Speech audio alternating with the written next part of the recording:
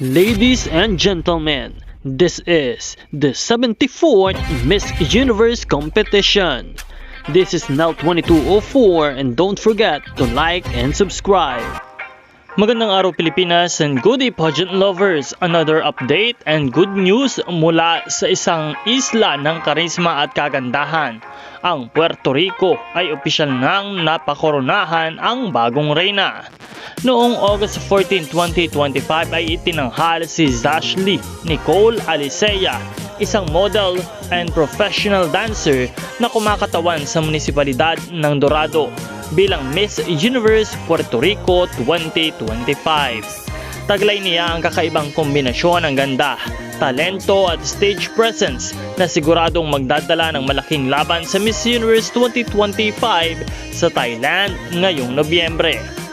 Kasama sa kanyang coronation moment ang pag-anunsyo sa first runner-up na si Samaris Borbot Arroyo mula Jayuya na rin ay nagbigay ng matinding performance sa kompetisyon.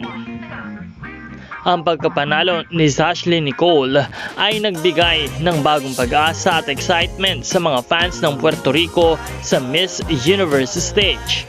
Matatandaan na isa ang Puerto Rico sa mga powerhouse country sa pageantry. Kaya naman inaabangan ng marami kung muling masunsungkit nila ang corona ngayong taon.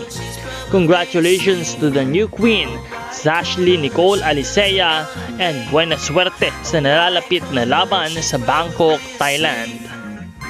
Samantala, patuloy namang naghahanda ang pambato ng Pilipinas na si Maria Atisa Manalo at ibinibigay ang lahat ng kakayahan sa kanyang mga trainings at mga paghahanda para sa Grand Coronation Night ng Miss Universe 2025.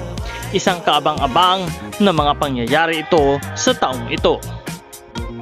Maraming salamat at meron na po tayong 78,000 subscribers at naway patuloy na mag-subscribe at pindutin ang notification bell para updated sa mga bagong videos. Nag-upload po tayo ng 1 hanggang 4 na videos sa isang araw para sa mas marami at updated na bagong balita sa pageantry.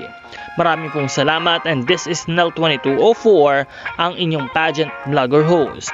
At muli, congratulations to the new Miss Universe Puerto Rico 2025. Support your favorite candidates and leave a comment.